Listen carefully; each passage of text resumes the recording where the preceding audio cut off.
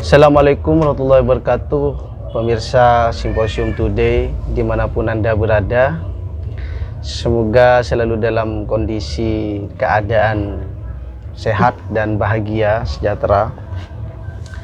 Kali ini saya ingin berbincang dengan ilmuwan psikologi. Di samping saya ini ada Pak Fakihul Muqaddam. Selain pegiat komunitas Simposium juga CEO Nalar Psikologi, ya bisa dicek nanti di Instagramnya Nalar Psikologi. Sedang juga menggarap YouTube.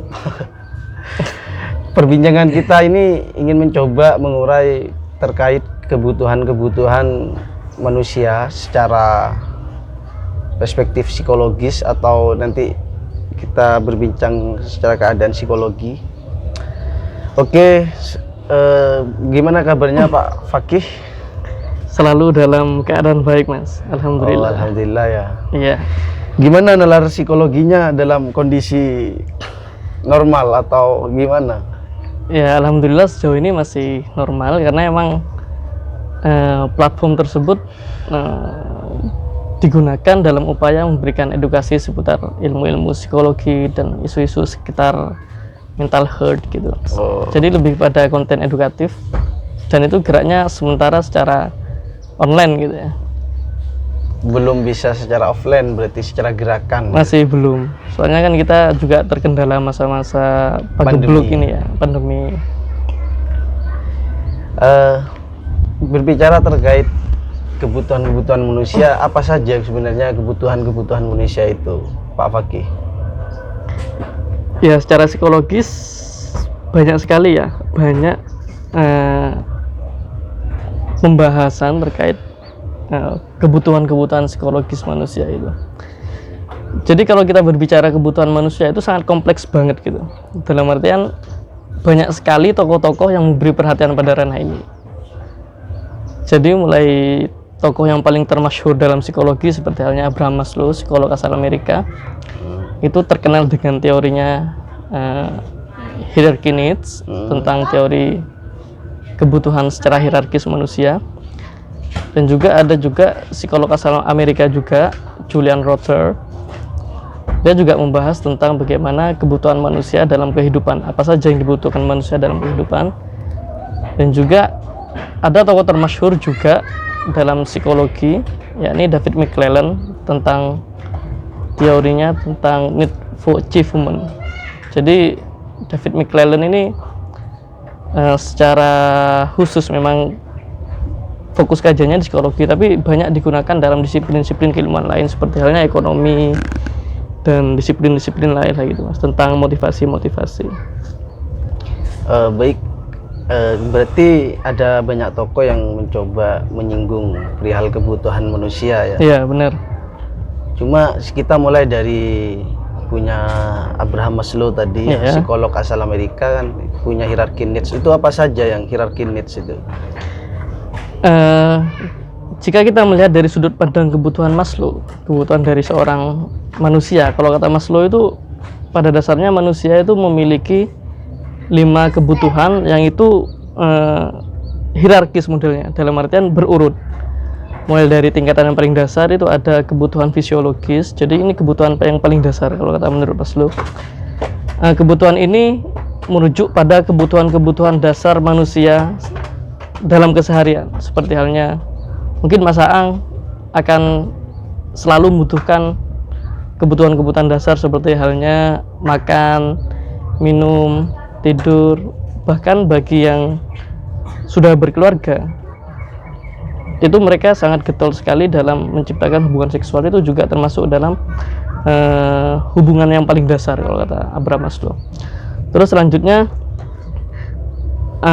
manusia itu juga butuh tentang rasa aman, safety needs. Jadi dalam artian kebutuhan rasa aman ini adalah bagaimana setiap manusia butuh keamanan, baik tempat tinggal misalnya kan sejauh ini kan fungsi dari tempat tinggal itu agar menghindari manusia dari segala macam yang berbahaya, misalnya dari binatang buas, atau dari dinginnya hujan, atau panasnya terik matahari, atau lain sebagainya.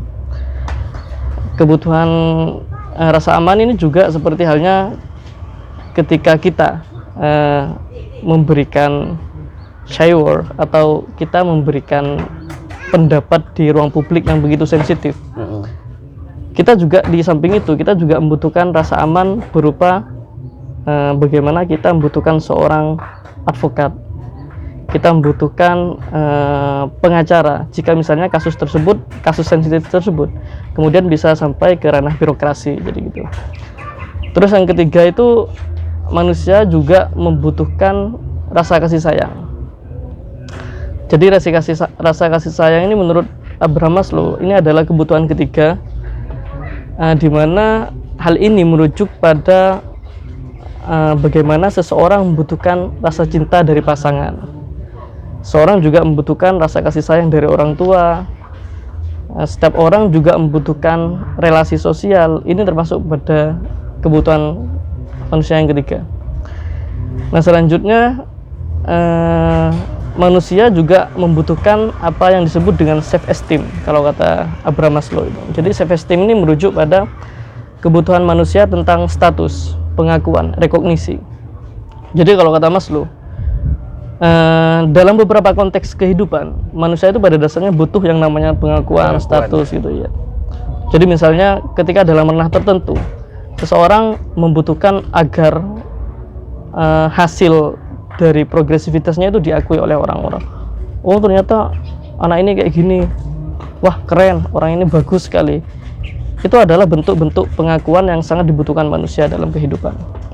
Pujian dan juga semisal penghargaan gitu. Nah, penghargaan misalnya ketika juara itu patut dihargai dengan medali ataupun piala, itu juga masuk ke dalam kebutuhan yang keempat ini. Nah, yang terakhir itu kata Abraham Maslow itu ada kebutuhan aktualisasi diri. Kalau dalam artian aktualisasi diri ini adalah puncak dari ketika manusia sudah memenuhi kebutuhan tadi, baru kemudian manusia bisa mengaktualisasi diri. Ada 5 ya? Iya, 5. Mulai dari kebutuhan fisik dan fisiologis, aman ya, kasih sayang, sampai kasih sayang dan juga self esteem, pengakuan dan aktualisasi diri. Apakah memang cuma 5 itu punya Maslow atau ada pengembangan lain dari pengagum-pengagum Maslow atau pengikutnya? Iya, ada, benar-benar ada. Jadi pada dasarnya Abraham Maslow itu memang menggagas 5 kebutuhan tadi. Kebutuhan manusia itu kalau kata teori primer, teori asli dari seorang Maslow itu memang 5 pada dasarnya. Namun pada perkembangan ilmu pengetahuan itu kan kita tetap tidak bisa mengelakkan adanya temuan-temuan baru dari tokoh-tokoh terbaru, ilmuwan-ilmuwan terbaru. Karena pada dasarnya kalau kita melihat ilmu pengetahuan secara prinsipal, itu akan ada di mana proses perubahan pengetahuan dari yang semula dianggap tidak relevan dan usang itu akan ditimpali dengan yang baru. Nah, ini kemudian dalam konteks kebutuhan manusia menurut Abraham Maslow itu pada tahun 1970-an para penerus Maslow, meskipun pada dasarnya mereka bukan pengagum Maslow, meskipun mereka adalah kritikus dari pemikirannya Maslow, tapi mereka kemudian sebenarnya bukan mengembangkan tapi menyempurnakan teori Abraham Maslow tentang kebutuhan manusia, disesuaikan dengan perkembangan zaman manusia, dan sosial gitu. Betul. Jadi menurut para ilmuwan yang terbaru ini, mereka menambahkan 2 aspek kebutuhan manusia, yakni kebutuhan kognitif dan juga kebutuhan estetik, keindahan. Jadi 2 aspek ini menurut para ilmuwan tadi itu terletak ataupun berada sebelum manusia mencapai aktualisasi diri. Jadi 2 kebutuhan ini adalah seperti halnya kebutuhan kognitif. Jadi menurut mereka manusia itu pada dasarnya juga membutuhkan pengetahuan, membutuhkan segala hal yang berkaitan dengan kognitif, pengetahuan. Nah, pada ranah ini kita mungkin bisa melihat bagaimana seseorang aktivis mereka mengikuti beberapa pelatihan-pelatihan tentang agraria. Mereka mengikuti pelatihan-pelatihan tentang tata cara penulisan, literatur atau lain sebagainya. Jika memang itu didasarkan dari motivasi intrinsik mereka, itu adalah bukti bahwasanya manusia aktivis atau mahasiswa lain itu pada dasarnya juga membutuhkan apa yang disebut dengan kebutuhan kognitif, pengetahuan. Misalnya mahasiswa kuliah, kalau memang mereka kuliah berangkat dari kesadaran diri, itu mereka termasuk ke dalam manusia yang membutuhkan akan ilmu pengetahuan tadi, kognitif. Berarti ada dua tambahan seiring berjalannya Ya, betul. waktu ya. Tambahan itu kognitif dan Kognitif. estetik Nah, gitu. estetik. Nah, estetik ini sebenarnya kebutuhan manusia akan keindahan. Nah, misalnya kan kita mungkin sering melihat orang-orang, bahkan kita sendiri kan gitu. Kita sering mengalami apa yang disebut dalam kehidupan itu kejenuhan. Iya. Jadi kejenuhan ini adalah kondisi di mana kita merasa ingin melakukan sesuatu yang baru yang itu bisa merefresh mental kita. Seperti halnya ketika kita disibukkan dengan beberapa acara, agenda, atau bahkan di tempat kerja. Di samping itu kita membutuhkan apa yang disebut dengan hal-hal yang bernuansa keindahan. Jadi kita putuskan di samping kesibukan kita itu untuk mengunjungi pantai, gunung. Ini adalah kebutuhan manusia akan keindahan estetik. Nah, ini juga bukan kadang, tapi juga sering dialami oleh para seniman gitu. Bagaimana mereka membuat sebuah lukisan dan bagaimana mereka membentuk sebuah seni itu adalah bentuk bagaimana sebenarnya manusia itu juga membutuhkan hal-hal yang bersifat estetik, keindahan gitu. Baik pemirsa, ya itu dari kebutuhan punya Maslow, seorang psikolog asal Amerika tadi. Dan juga yang dikembangkan sampai sekarang ada kognitif dan estetik. Tapi secara psikologis, apakah mungkin manusia itu tidak mempunyai kebutuhan? Kalau secara psikologis gak mungkin ya. Gak mungkin. Secara manusia normal pasti. Iya benar. Manusia. Kebutuhan. Nah, kalau kita berbicara ada atau enggaknya kebutuhan, kita tarik lagi pada manusia itu sebenarnya normal atau tidak gitu. Okay. Nah, jadi kalau kita berbicara manusia normal, semuanya pasti memiliki kebutuhan. Tapi sebaliknya, kalau kita berbicara dalam konteks manusia yang bukan tidak normal istilahnya, tapi yang memang seperti halnya ODGJ pun juga sebenarnya mereka juga memiliki kebutuhan sebenarnya. Jadi ketika kita berbicara masalah kebutuhan itu tidak akan pernah lepas dari anggapan bahwasanya manusia itu akan selalu membutuhkan sesuatu kebutuhan psikologis dalam dunia ini. Tapi kebutuhan itu harus disadari atau tanpa disadari? Ya pada dasarnya memang disadari kalau kebutuhan. Karena berbicara masalah kebutuhan, ini adalah beda ya keinginan sama kebutuhan. Kalau keinginan itu terkadang semua yang kita inginkan bukan berarti kita membutuhkannya. Tapi kalau kebutuhan, semua yang kita butuhkan itu sudah pasti apa yang kita inginkan. Dalam artian tanpa kebutuhan tersebut itu bisa merusak kondisi-kondisi manusia secara psikologis. Kalau kata perspektif psikologi seperti itu. Baik, ya berarti tidak ada manusia yang tidak pernah membutuhkan sesuatu lah gitu benar. Ya. Mulai dari kebutuhan fisiologis, kebutuhan rasa aman, dan sampai kebutuhan terakhir tadi tambahan ya kognitif dan juga estetik. Iya. Sebenarnya pada tahun 1900-an itu juga ada juga ilmuwan yang mengembangkan menyempurnakan teorinya Maslow ini lagi. Jadi mereka menambahkan satu aspek lagi, yakni aspek transendental. Jadi aspek transendental ini adalah bagaimana hubungan manusia dengan yang Maha Kuasa seperti halnya Allah Subhanahu wa taala. Bagaimana mereka menjalin sebuah prinsip kebatinan, relasi ketuhanan dengan Tuhan atau lain sebagainya.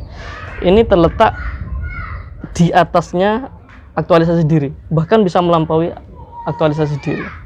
Jadi kalau kita total keseluruhan teori kebutuhan manusia Abraham Maslow beserta yang dikembangkan oleh para ilmuwan setelahnya, itu terdapat 8 aspek kebutuhan manusia secara umum. Yang pertama tadi kebutuhan fisiologis, yang paling dasar ini. Kebutuhan akan keamanan, safety needs, kebutuhan rasa kasih sayang, kebutuhan self esteem, pengakuan, rekognisi, kebutuhan kognitif, kebutuhan estetik, aktualisasi diri, dan transendental. Berarti ada pengembangan lagi yang terakhir itu transendental. Itu paling puncak kata para ilmuwan. Bisa dibayangkan nggak kalau seandainya kebutuhan-kebutuhan tadi itu tidak dapat dicapai oleh manusia, anggap tidak walaupun membutuhkan tapi tidak tercapai, dampaknya itu kira-kira apa? Nah itu kan kalau menurut Abraham Maslow kan kebutuhan tersebut harus berurutan loh. Jadi sebelum mencapai kebutuhan yang paling atas, Berarti itu harus dimulai dari awal. Berarti Iya, harus berhierarkis, sistematis ya, terstruktur. Jadi mulai dari awal sampai akhir. Nah, konsekuensi jika misalnya salah satu kebutuhan tidak bisa tercapai, belum bisa dipenuhi, misalnya seseorang sebelum bisa menjalin relasi dengan orang lain, sebelum mendapatkan rasa kasih sayang dengan pasangan, seseorang itu pada dasarnya membutuhkan apa yang disebut dengan kebutuhan dasar. Makan, minum, tidur. Jadi coba bisa kita bayangkan ketika misalnya kita mau ngedate dengan pacar ataupun dengan pasangan kita, istri kita. Tapi sebelumnya kita belum makan, kita belum tidur, dan kita masih haus. Itu gimana kondisinya? Itu juga akan mempengaruhi tentang bagaimana proses ngedate kita tadi. Kita yang males lah, bosen lah, capek lah, atau lain sebagainya, itu akan berdampak bad mood, betul. Oh, berarti sangat berpengaruh sekali jika suatu kebutuhan itu tidak normal ya? Iya, benar.